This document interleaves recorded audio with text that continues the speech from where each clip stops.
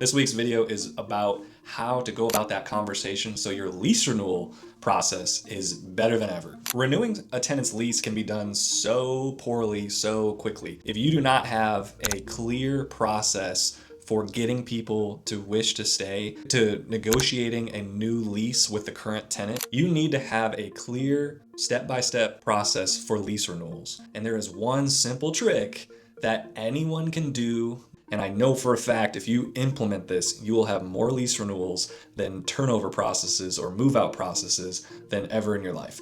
We always ask the tenant if they wish to stay at the property for another year. That is it. We wait to hear back from them. And if they say no, we can go into, well, was it a bad experience or why are you wishing to move? Again, no numbers were stated at this time. We're still in conversation, trying to figure out if they want to get into the ring to negotiate, or if they're just moving out of state, they're moving from an apartment to a house to rent, the asset doesn't make sense. There's no reason to really start putting out numbers unless I know that it's something that I could correct by a number. Once I know that they're like, no, customer, tenant says, we're not wishing to renew, we'd like to move forward with exiting the lease once it's finished and move out physically of the property. We would then, again, kind of interview them with some further questions on is there something that would be able to change your mind? Would you be against explaining what are the top 3 reasons you are leaving?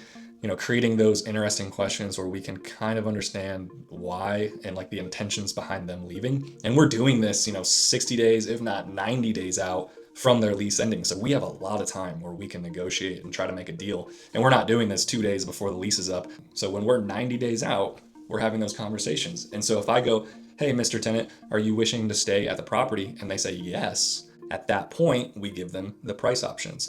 They might be in a rebuttal to those numbers, but we know that they wish to stay. So there has to be a number that works at this point. So now goes into the negotiation where we know that they're wishing to stay. The number is just not what they want.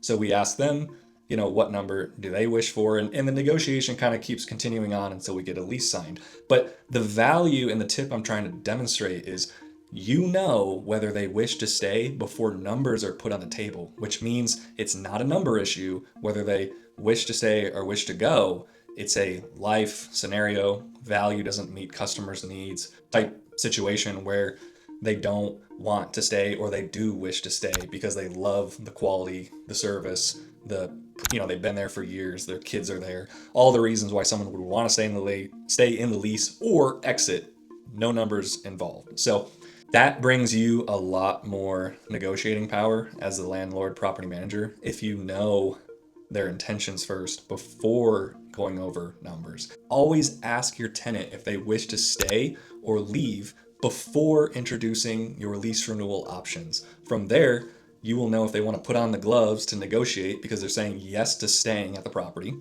or they say no, and you can interview them with interview-like questions to see if you could potentially change their mind into staying. There's no need to negotiate with someone that's not interested in staying. However, we pivot into a interview-like personality when they say no. So that way we can document, well, they're moving out of state, they got a job in Texas, and there's no reason for them to stay in Knoxville. Therefore, there's no negotiation that will happen. On the contrary, if someone wishes to stay, you now know they wish to stay, and now you can confidently give them the numbers that you think market rate is and what you wish to charge monthly, knowing that you can always come down on price because they said they wished to stay, which means it's only a price objection at this moment. And even if they say no, you have those 60 to 90 days to see if they'll convert to a yes because you know they wished to stay at the property because the quality and service was there in the first place and they said yes before numbers were introduced. Boom, mic drop. I'm telling you guys, this is good stuff that is going to get stolen. And while I'm a small YouTuber giving this stuff away, it's probably more value for you than me. Just a quick shout out to Stonebrook Properties. It is the company that I own. We are a property management business. We manage just over 220 doors. We do turnovers cheaper than anyone. We'll compete with management fees. We focus on investors first and make sure that we're not this giant leech just dragging cash flow underneath the table just to make profit for ourselves. We want you guys to succeed.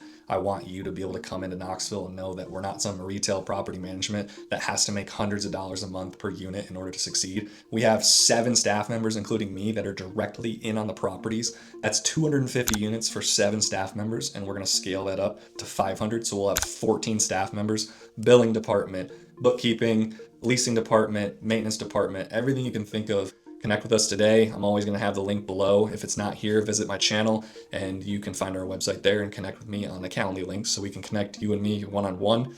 And just to demonstrate that I am in the business, I am watching lease renewal processes. I'm also watching our leasing department get our vacant units rented. It is an ever-flowing market, so you can't just drop prices to the floor because landlords have bills to pay and cash to make, but we also can't just have something sitting for 6 weeks at too high of a price and ignore the bleed. I mean, that's just not what we want to do. I hope you learned a lot from this video. Do not force a move out process to begin with just poor salesmanship and communication. You have to know how to communicate with people and when to give that information and what questions to ask when. And this tip of you asking if they wish to stay or leave after this lease is done will give you the power and strength to know which question to ask next or what number to offer them and be in the ring to fight and negotiate for your cash flow today. Rent's due. 14-day notices are going out today, so you probably are going to get one on your door because you didn't pay me rent. And we'll see you next time. Boom.